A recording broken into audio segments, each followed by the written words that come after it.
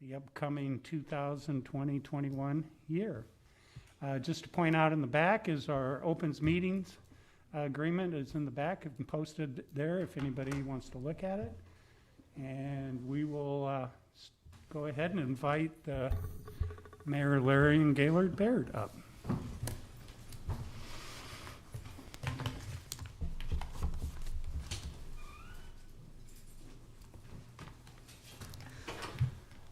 Good afternoon, and thank you for this opportunity to present the fiscal year 2020-2021 proposed budget. I want to first just start by thanking you for your service and your input that's already come into this document. You know, we began this process as early as January, talking about priorities, talking about what matters to our community, and you've already shared some of your top priorities and have influenced this budget. And yet, as we move forward, there's months more to do involving more voices of our residents, fine-tuning, and making this the final proposed budget for the city. And I also want to point out that we have many people here today who've had a hand as well, directors who've been tasked with the challenge of trying to deliver essential community services despite the challenges that have arisen in 2020. So I really think this is a room full of problem solvers, and I feel lucky to be a part of it. And thank you again for this opportunity to just present sort of a broad overview of the proposed budget. We want to start with the vision. When my administration came into being, we set a vision of leading Lincoln towards a more successful, secure, and shared future. And that overarching vision guides this budget. And specifically, when we began to talk about the budget, we talked about outcome areas, the areas that we would want to prioritize, the kind of guidelines of what we achieve with our city resources. And we've enumerated them here: safe and healthy city, an equitable and inclusive city, a vibrant city economy and quality of life, a strong and resilient city, and an innovative and operationally excellent city. So these were the high-level outcomes that we're trying to achieve with our resources. And just focusing in a bit on safe and healthy city, we would want to mention that even as we push up against the 300,000 mark in our population, you know, we continue to strive to have excellent public safety services. Our fire and rescue services have one of the highest cardiac survival rates in the nation.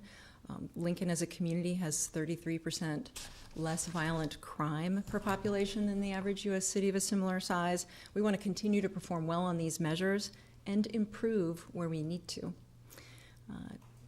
We also point to, of course, public health here, and we have growing needs and challenges there that I probably don't have to elaborate on. And then I want to highlight as well cybersecurity, because as we know, over 40 cities were hacked last year with real financial costs to their communities. Baltimore was, I think, paid an $18 million ransom, Atlanta a $9.5 million ransom. We don't want to be on that list. We don't want to be expending resources in that way.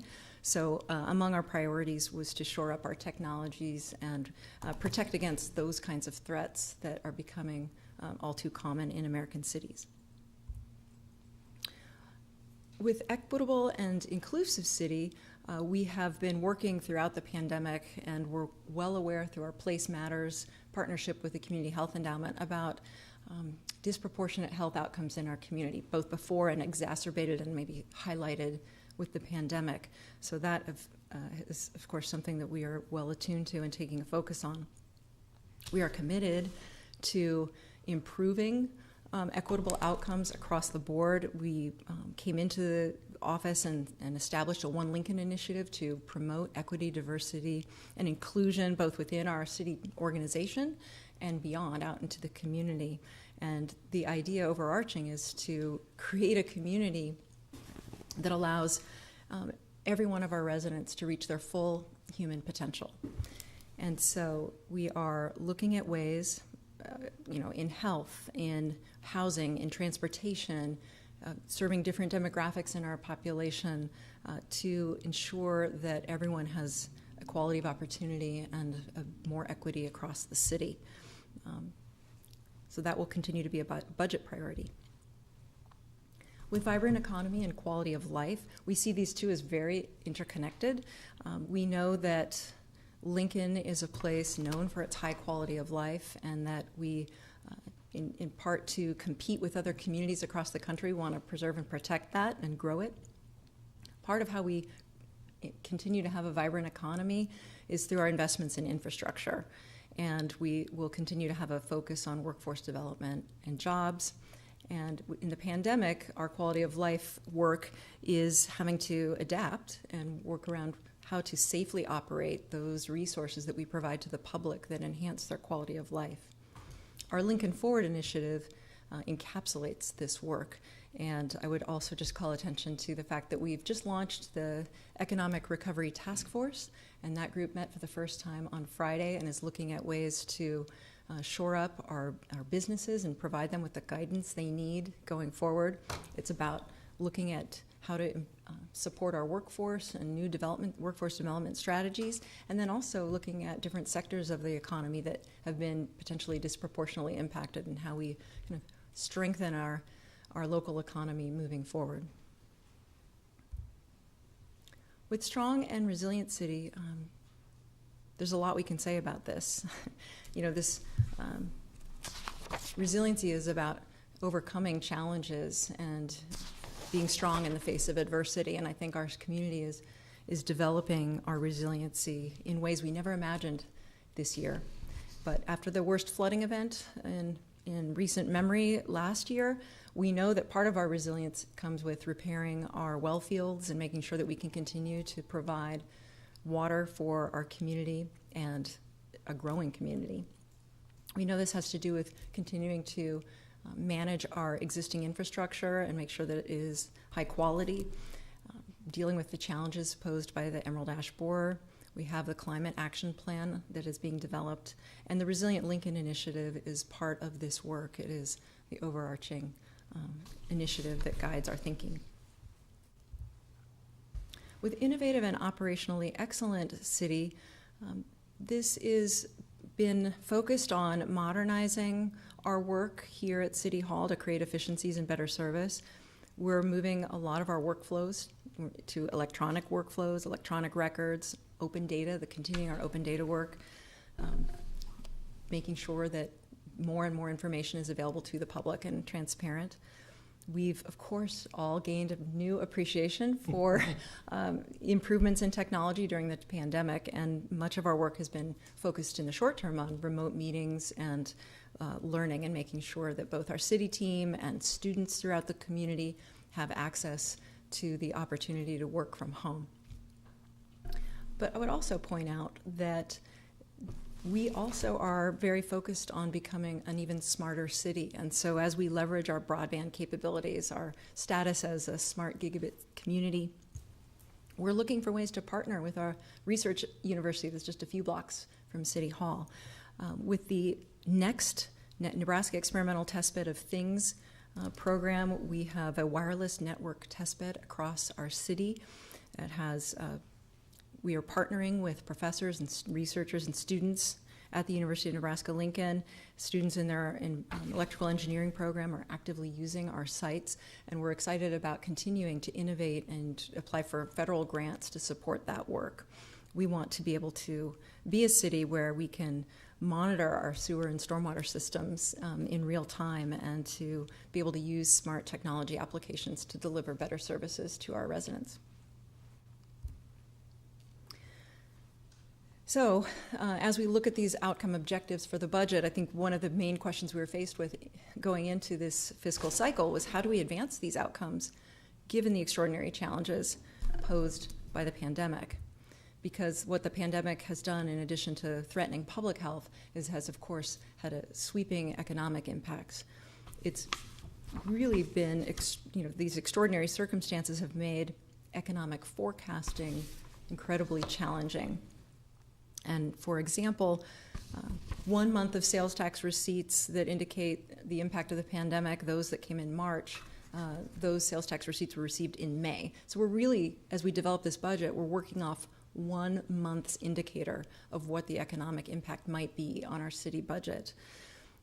we are receiving the April data as of today, I believe. We have received that data. I have not even seen it yet, but it's, April we anticipated would be even worse than March. So those forecasting challenges inform this budget. And the continuing analysis that we are doing throughout this process will be informed by the latest facts and figures. And for some of you who've been involved in the city budget before, you know that the finance team is continually updating the numbers up until you vote on the final package, because we get our last sales tax figures and our property tax figures closer to then.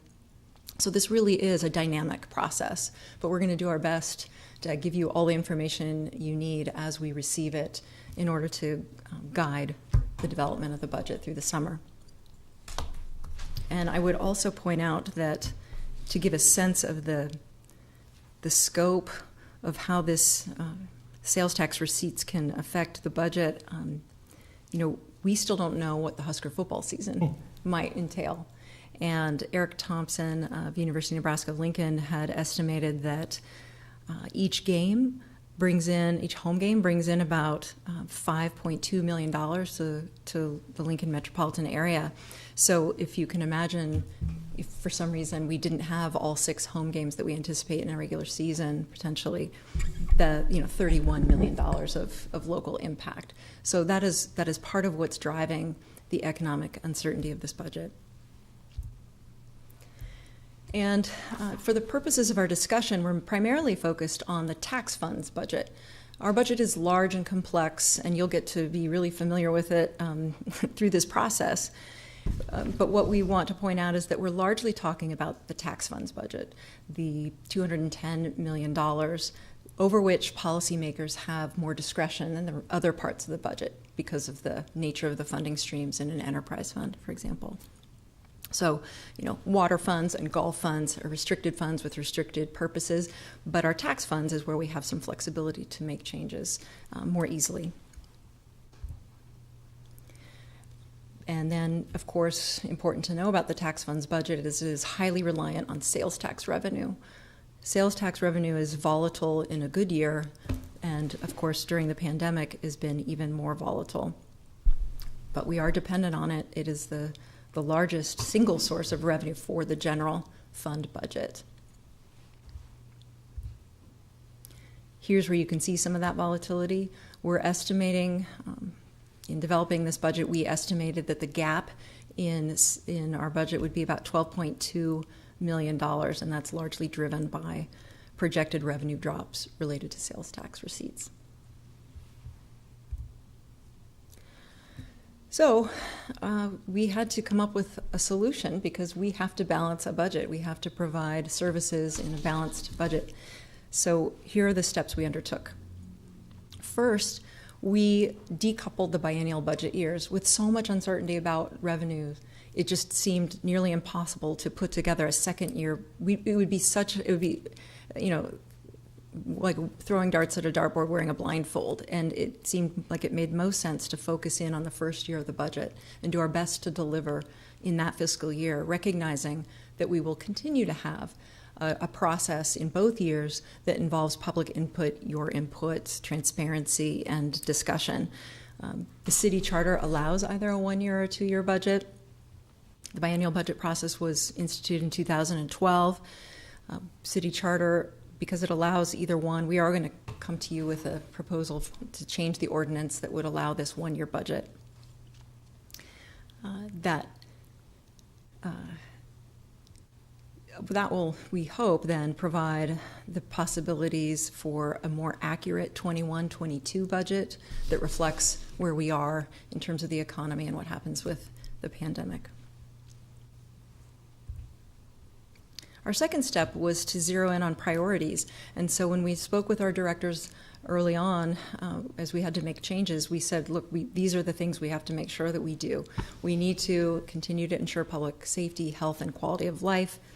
We're working very hard to make sure that this budget is, everything we examine is through a lens of equity, that we're creating a strong city for the current generation and future generations, and that we are operating with excellence and continuous performance improvement. And then As we deliver investments in infrastructure and services, we were looking at where we might prioritize because they might help with speeding our economic recovery. The third step was to establish some guidelines, and chief among them was recognizing that families are struggling in the wake of the pandemic. We wanted to avoid a property tax increase. We also wanted to minimize cuts to public safety, health, and other essential services that are helping us get through this pandemic. We wanted to continue to prioritize our streets investments. We know how important that is to our residents. Our utilities are important. And then protecting our quality of life, given that that is, that's what everyone cares about, and that's one of our competitive advantages as a community. The fourth step was to implement 5 different actions that helped us balance the budget. Chief among them is to make cuts, reducing department budgets by nearly $8 million.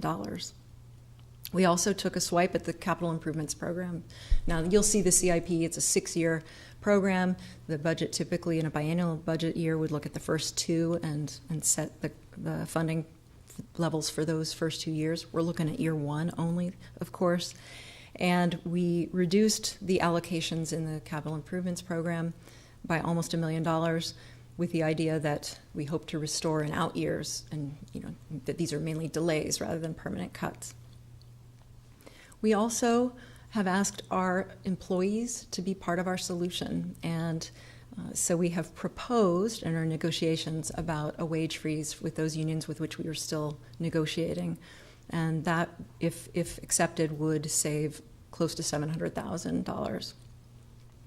Another strategy was to pay off some bond debt early. By paying off the bond early, that frees up revenue that would have gone to debt service and can redirect it towards providing other services to the tune of a little over $500,000. And then we looked at increasing some non-tax revenue at about $2.3 million. So when we look at the department budget cuts, these are among the most significant. This is not a comprehensive list, but this is what we came up with in partnership with our directors and their teams. They have expertise in their fields, and we are working with them and empowering them to manage these cuts and still achieve the best possible outcomes for our community. So the top of the list is interest earnings. Typically, interest earnings on funds are redistributed proportionally to departments, and in this year we're saying we're going to have to keep all of our interest earnings and put them towards closing the gap. We're asking department directors to manage their budgets to achieve a 1% savings that's either by holding vacant positions open a little bit longer, but this is an exercise in fiscal management that they will be undertaking. In terms of internal service charges, these are our overhead charges, because we have, of course, some departments that are more externally facing, but some like HR and law and IS that are here to support our departments, and this increase helps us close the budget gap, but it does mean that departments have to cut other items in their budget in order to achieve these savings. The next item is a cut in library services. Obviously a painful cut for our community because we value our libraries very much and what they do. At the library department, there aren't many places to go to achieve savings, and in this case, by looking at where we had the lowest usage and prioritizing the weekdays, because we know not only students come after school to use libraries, the idea is that each library will be closed for one day of the weekend, depending on their sites, and that is going to save about $400,000. The next cut is about fuel savings. We locked in some, while fuel prices are lower, we wanted to lock in that pricing to help achieve an efficiency, so that's a great move in any year.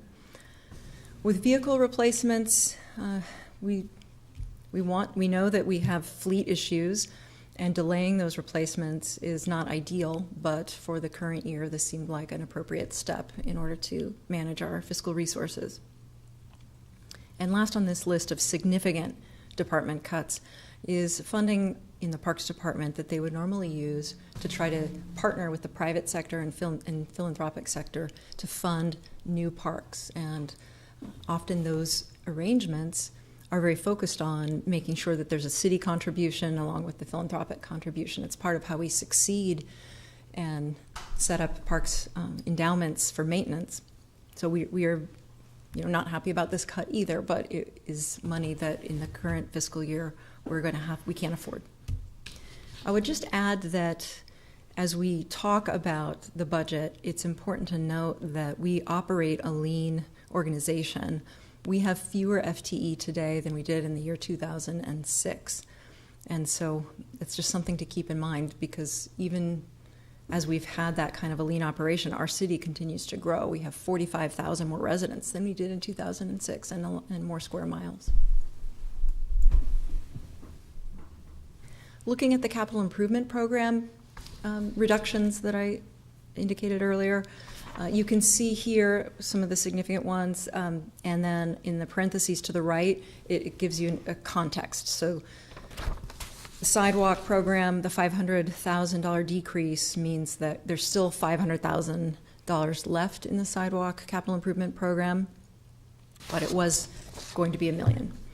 With playground improvements, there's been a reduction from $210,000 in the current fiscal year to $90,000. Again, we hope to restore those funds in out years. Luckily, we have caught up on a lot of our playground replacements. Some of the worst have been replaced in recent years. And we thought as well, while there's some uncertainty about playgrounds being open, that this was a little bit easier to swallow than it otherwise would be. With hard surfaces in parks, we're talking about roads in our parks that also need repair. So this is a high priority for Parks and Rec, and we've reduced it by $100,000 in order to achieve some savings. Downtown and commercial district improvements. These are urban development cuts that are primarily related to downtown irrigation improvements, and they'll still be needed in the future. And then with Emerald Ash Borer, we know this is an important long-term project, and so we tried to minimize the cut there, but again, this still allows us to do a fair amount of tree removal and replacement. It cuts the program by about 20%, leaving 80% of the program intact. And then street trees, again, a small cut there, but one way that we could achieve some cash savings. I touched on the wage freeze earlier. This is a cost of living wage freeze. It's not a merit-based increase wage freeze. And then we did not have a furlough policy at the city, so we're working to negotiate and establish one. We hope we don't ever have to use it, but that is a tool for potentially managing our fiscal position going forward.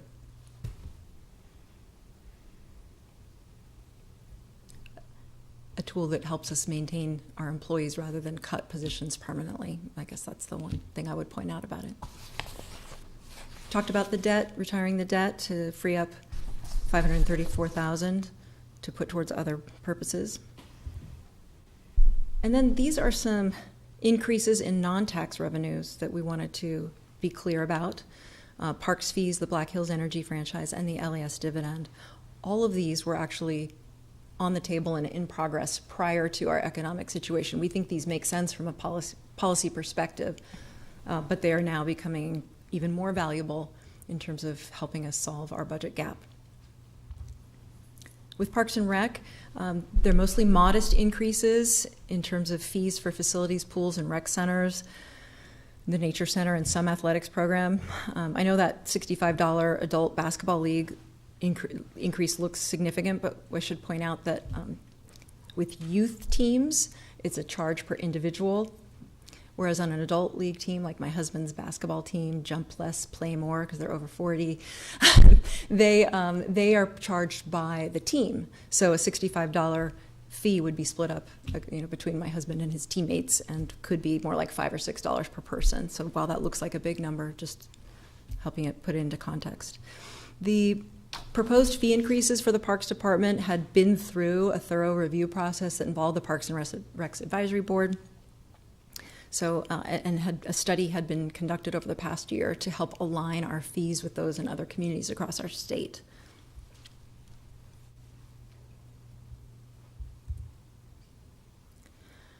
The Black Hills Energy franchise, Gas and other utilities are granted franchises by contract with the city, and they pay a fee for the use of our public right-of-way to run their pipes and their other infrastructure. So we've been working with Black Hills on a new franchise agreement actually since last year. Why? Because the previous one hadn't been updated for it was 26 years old, and both parties wanted a new one. This provides some certainty for Black Hills. They support this change.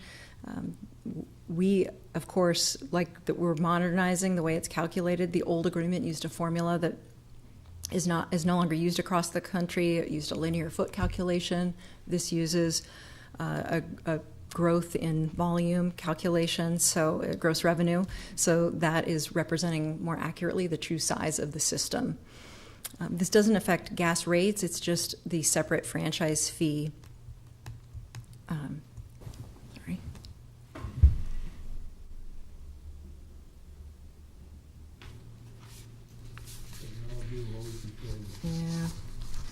Yeah.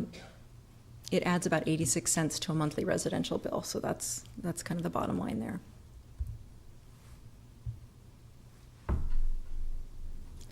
With the Lincoln Electric System dividend, this was created in 2011. It works kind of like a franchise fee to provide revenue to undertake community improvements.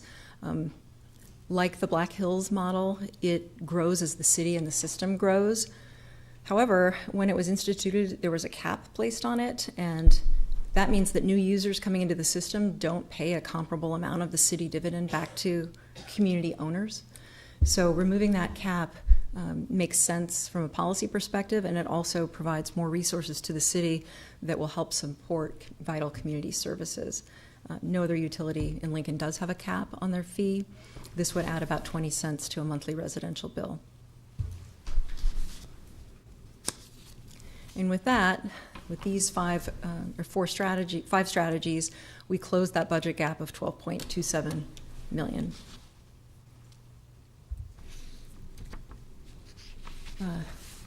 So while we believe the pandemic will have a significant effect on our city resources, the regular business of our city has to go on, of course, and this is going to be very vital to supporting our economic recovery. So again, we're focused on investments in this budget that do these things, that support our public safety, our health, and our quality of life, that continue to advance our equity and inclusion goals and resilience goals, that still allow us to sharpen our focus on excellence and continuous improvement, and of course, prioritize investment in infrastructure and services that will help with our recovery. So here, looking more in detail at some of those investments, here are some that are focused on public safety, health, and quality of life. The first is a acceleration and complete implementation of body-worn cameras for our Lincoln police officers. This is something that was underway in a phased-in approach, but we decided that based on community input and the fact that this has been a priority for LPD for a long time, that now was the time to complete this and make sure that we have body-worn cameras for our officers, for protection of our residents and our officers, and full transparency in our policing services. We also are taking on the full cost of our partnership with the Mental Health Association. LPD partners with the Mental Health Association. We have seen an escalating number of calls for service related to mental health needs. Recognizing that that is not the area of expertise for our officers, we, of course, partner with Mental Health Association and many other nonprofit organizations in town to try to match what people need help with experts who can offer services and support. In the past, CHE has been a partner in this contract. We are absorbing the full cost of the contract in this budget. We also have applied for a grant to add an additional investigator for sexual assault cases. We've seen a rise in that caseload as well. And so this is addressing a growing need in our community. The Read Aloud Lincoln program, which was launched by Prosper Lincoln, is now also being absorbed by the Lincoln City Libraries, and by adding a half FTE, we'll be able to own and manage that program and institutionalize it going forward. We know how important reading and early childhood education is to our children's future success, both in terms of academic performance and workforce opportunity. and larger life outcomes. So that is an important priority that we wanted to maintain. We've got 3 new neighborhood parks coming online, and this budget supports them, along with some playground and trail improvements, and again, still a significant initiative on emerald ash borer treatment and recovery. With regard to equity, inclusion, and resilience, we are looking to do more proactive housing enforcement to help improve the quality of affordable housing in our community. We are looking to repair our Ashland well fields from the flood events of 2019 and make sure that we are resilient against future challenges to those well fields. We are committed to continuing our water main replacement program. 7 miles per year is the anticipated result. The NeighborLink program came about through this pandemic, but is something we believe is important for the long term. This is about connecting residents with homebound seniors and people with disabilities who are lacking connection, who may be feeling especially isolated during the pandemic in particular, and linking them for conversation and help with errands, and really building a greater sense of community along the way. We're undertaking a childhood lead poisoning prevention initiative. This is about lead paint. It's utilizing many different departments coming together to prevent some of those disparate health outcomes that I referenced earlier. And then we are purchasing new handy vans to continue to provide accessible, high-quality transit for our community.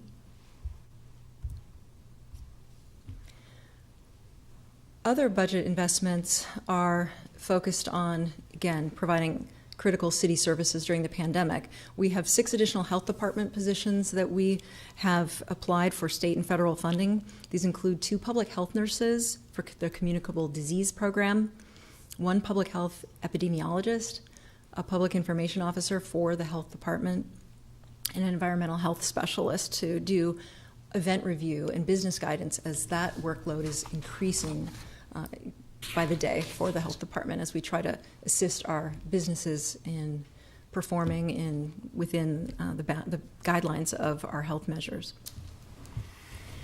And then we're adding an additional care manager at Aging Partners. That's to help provide more in-home services, which are, of course, the caseload for that is increasing as well. And again, technology improvements that will allow for more teleworking and enhancing our cybersecurity practices. When it comes to infrastructure, we are committed to the funding that we have for our streets network. That's arterial streets, it's residential blocks, it is our snow program, bridges, culverts, our traffic signals, pavement markings, and pedestrian crossing upgrades. So you'll hear more about all of this during the LTU budget presentation. And continued focus on wastewater improvements in existing neighborhoods and to support new growth. We have a lot of new growth at the eastern edge of our city in particular, and I know many of you have advocated for making those infrastructure improvements that support the addition of new housing in our community. Water mains, broadband, the West O Street entryway corridor, working with neighborhood and business associations there, we'll see some improvements to that streetscape.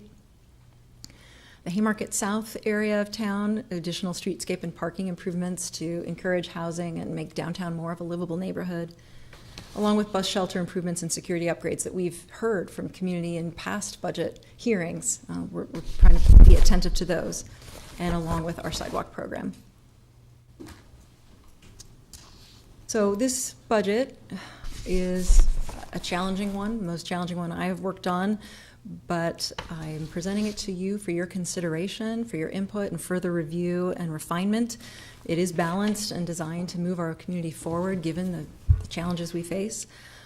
The pandemic threats to public health and economy have directly shaped this budget and our priorities, but really the fundamental values and the vision remain intact and remain the same. We're wanting to build a safe and successful community together. So tomorrow, our departments will begin their specific departmental budget presentations. We'll look forward to questions on the details of the budgets and those presentations and the ongoing work that we'll be doing over the next several months. And with that, our finance director, Brandon Kaufman will come up and outline the next phase of the process. And thank you so much.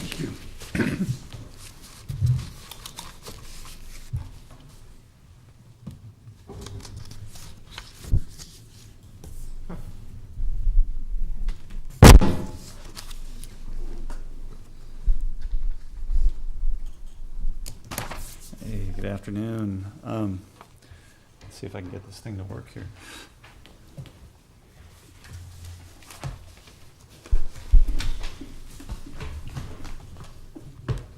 Disconnect the computer input. Okay. Yeah, they need to, I think, help with, Yep, yell at on this Jamie. side, maybe. I just yell at Jamie. Or Bo. He'll come right in a moment. Uh-huh. There you go. There you Something's go. happening. Well, We did that much? yeah, just Go ahead with hand. Jamie will, say into the microphone, Jamie, I need the Elmo. Jamie, if we can get the Elmo. Okay. Well, I think soon, if you don't have them already, you're going to receive booklets or the books for the budget. So that has a schedule in it as well, and I think you've all received the schedule as well at this point in the process. Here it comes. This is Bo. All right. And Bo. Bo knows Elmo. oh, no, Elmo. I think the button's on the other side too.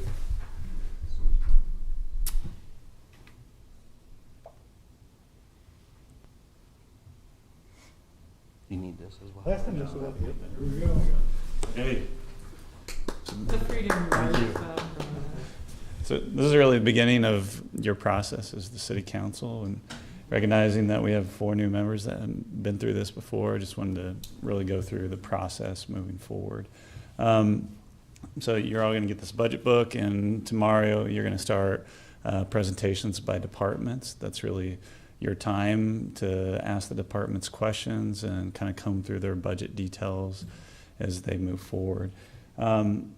Really key dates that we need to hit, and all of these are basically, they've been set in ordinance in the past for dates that we're going to hit for the budget process.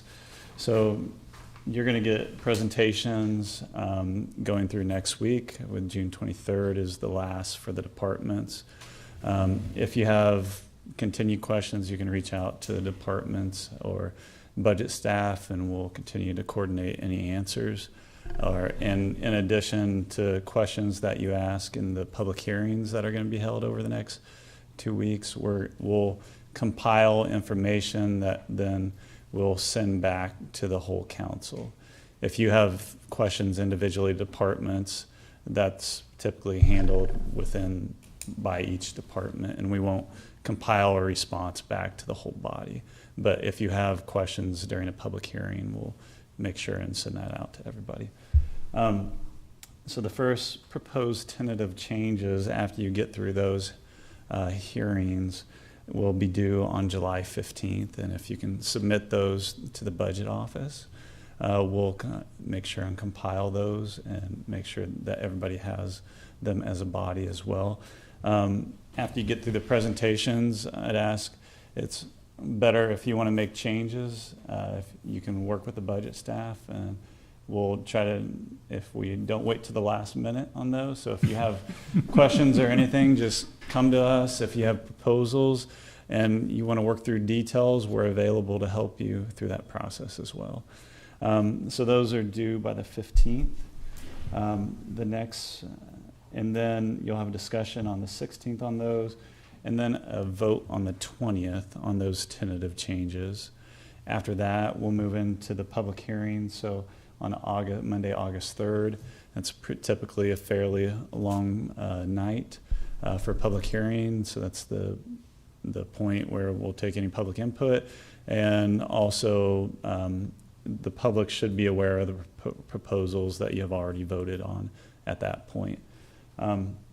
From there, moving to August 7th, that's when those final changes need to be made. So after you get through that public hearing process, and then if there's more changes that you would like to make after going through that, that's kind of the final point to make changes, so that by the time we're getting to August 12th, August 12th is when those that's when the votes are made. And then getting to August 24th would be budget adoption night. But typically, by the time we hit the 12th, there's not a lot of changes after that. There's typically some small tweaks because, like the mayor mentioned, we don't have a lot of information yet about valuation numbers. So we don't get valuation numbers until the tail end of this process. So those are due to us by the county on August 20th. So we typically will get those the weekend, maybe hopefully like the Friday or something, before that budget adoption night. And then we'll come to the council with a variation of that based upon the final valuation numbers that come in on the 20th. So that's really the process moving forward. Just to make everybody aware, I know some have been through this, but if the council does not adopt a budget by that point in time, then the mayor's proposed budget becomes the official adopted budget of the city. So that process is set out by charter. We learned that, yes. Any questions about the process? Some of us knew it already. Okay. Does anybody have any questions for? I do. Yeah, go ahead. Brandon, for a number of the department directors' meetings, where are they located and are they open to the public?